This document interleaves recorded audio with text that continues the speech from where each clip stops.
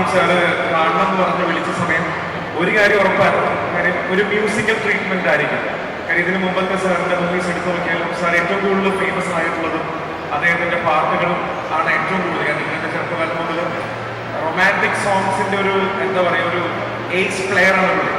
അപ്പൊ അത് കഴിഞ്ഞ് സിനിമയിലോട്ട് വന്നു കഴിഞ്ഞപ്പോൾ നേരെ ഓപ്പോസിറ്റ് ഒരു സബ്ജക്റ്റാണ്. കാര്യം ഹൊറർ സബ്ജക്റ്റിനെ കുറിച്ചാണ് പറഞ്ഞത്.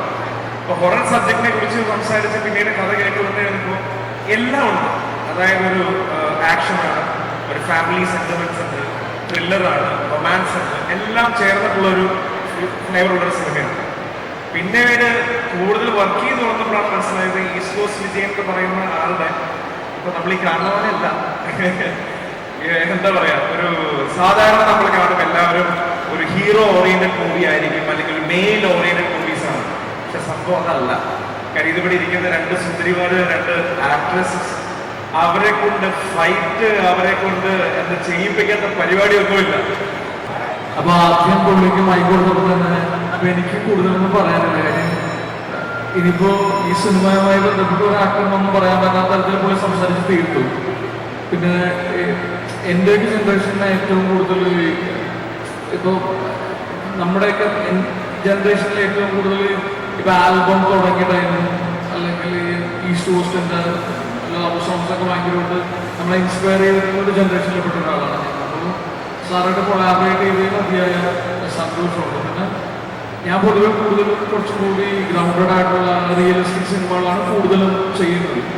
അപ്പൊ അതിൽ നിന്ന് മാറി കുറച്ചും കൂടി ഒരു കമേഴ്ഷ്യൽ സ്കെയിലുള്ള, പിന്നെ ഞാൻ ഇതൊരു ഹൊറർ പടത്തിൽ അഭിനയിച്ചിട്ടില്ല, ഞാൻ ആദ്യമായിട്ടാണ് ഹൊറർ പടത്തിൽ അഭിനയിക്കുന്നത്. അപ്പൊ ഇത് കുറച്ചും കൂടി സിനിമാറ്റിക് ആയിട്ടുള്ള ഒരു സിനിമയാണ്. ആക്ച്വലി ഒരു തിയേറ്ററിന് വേണ്ടിയിട്ട് സാറിന്റെ സിഗ്നേച്ചറുള്ള ഒരു സിനിമയാണ്. അപ്പോൾ സാറിൻ്റെ കൂടെ അസോസിയേറ്റ് ചെയ്യാൻ പറ്റിയാലും ഇത്ര നല്ലൊരു ഗ്രൂപ്പിൻ്റെ കൂടെ അസോസിയേറ്റ് ചെയ്യാൻ പറ്റിയാലും അതിയായ സന്തോഷമാണ്. എൻ്റെ പ്രിയപ്പെട്ട എല്ലാ മലയാളി സഹോദരങ്ങൾക്കും നമസ്കാരം. ഞാൻ നിങ്ങളുടെ മോക്ഷയന. So this is my second movie. I'm very excited and looking forward to it. Thank you so much, Vijayan sir, for trusting me once again in Chitrini and giving me an opportunity to work with you and with a wonderful cast and crew. Thank you so much, everyone. Amit Chetan, Vinay Chetan, it was really a pleasure working with you, and the other two beautiful ladies, Ranjit sir, what an amazing melodious music, and the entire casting crew.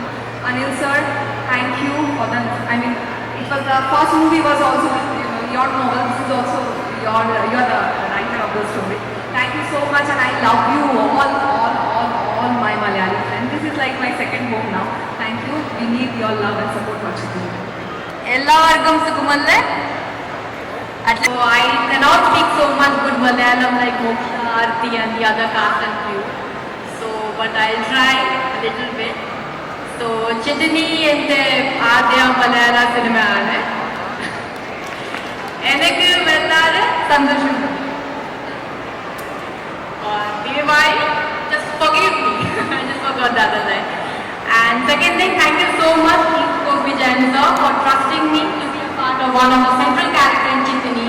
Sir has kept the movie under wraps, the face under wraps, and also I have been good friends with my co-star Moksha and Aarti and other people. I don't have much scenes with the other, but I enjoyed like that screen, and that's it. Looking forward to that, and also like other co-stars were very senior to me, and Joy Anthony, Sudesh sir, Johnny Anthony sir, Amit sir, everyone.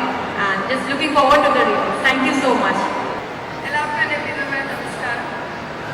ജീവിതത്തിൽ ഒത്തിരി ആഗ്രഹിച്ചതാണ് ഇങ്ങനെയൊരു നിമിഷം. So അതെനിക്ക് തന്ന excuse Vijayan സാറിന് എൻ്റെ 1000 നന്ദി കടപ്പാട് ഞാൻ അറിയിക്കുന്നു.